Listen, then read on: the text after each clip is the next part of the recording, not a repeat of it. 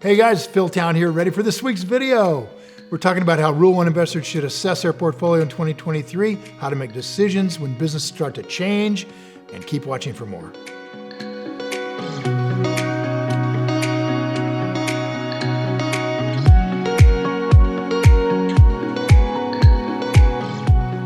Let's start with this.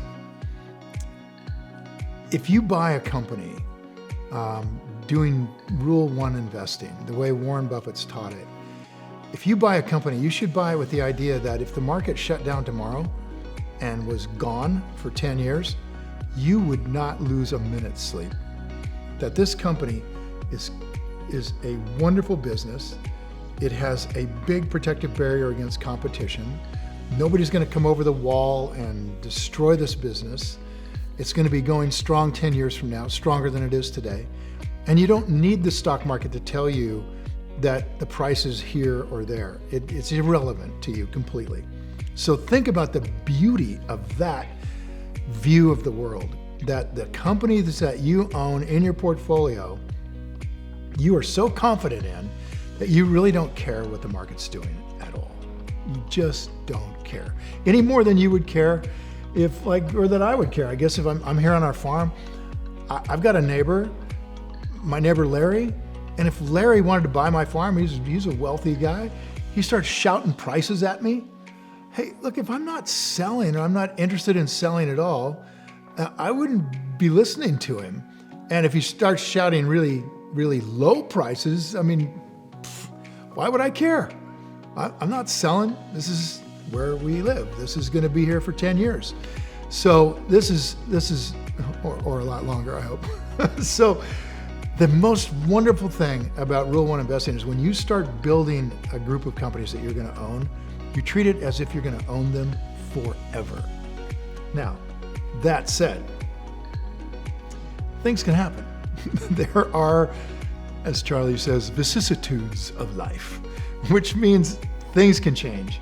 And when they do, you want to be able to understand that change is happening and that wonderful business is or may no longer be wonderful. Something has changed. So what we do to prepare for that is what we do to decide the business is wonderful in the first place. We build what's called a story.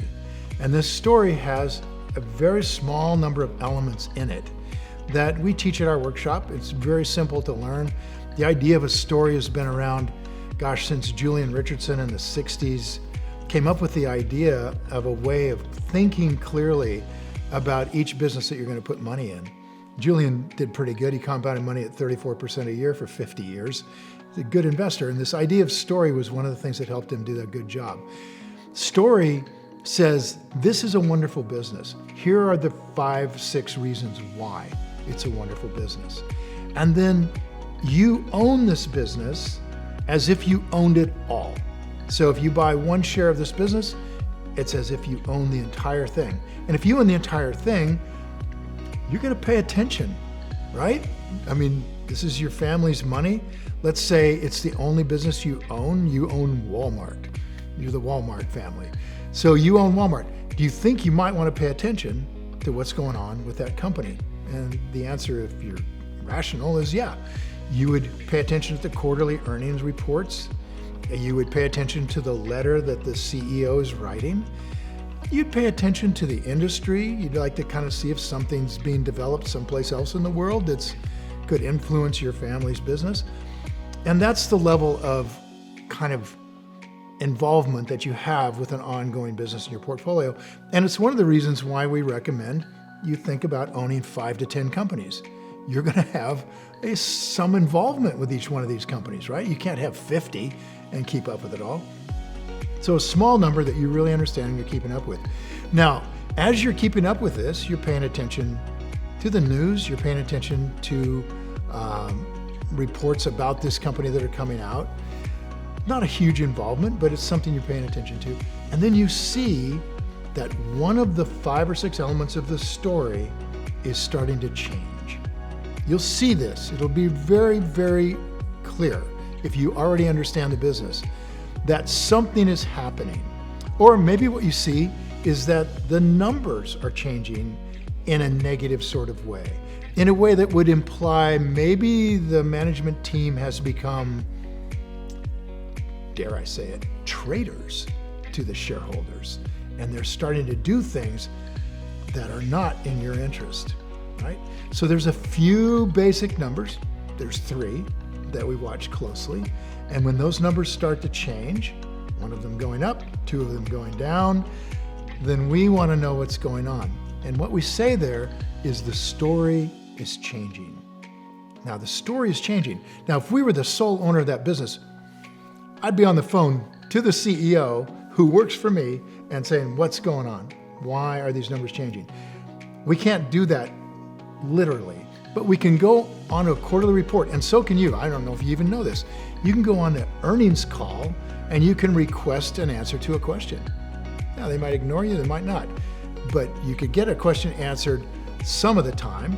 And if you can't get the question answered and you see that the story has changed, then you're left with one last alternative. Sell it. It's that simple. You have a story, and the story gets you to buy the business. When the story changes, if you can't understand why that change is good for the long-term value of this business, then your real job is to just say, okay, good, this one's done, time to go, and you sell it.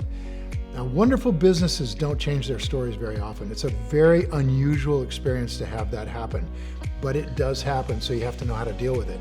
Now, coming into 2023, you're not going to see that many wonderful businesses have their story change.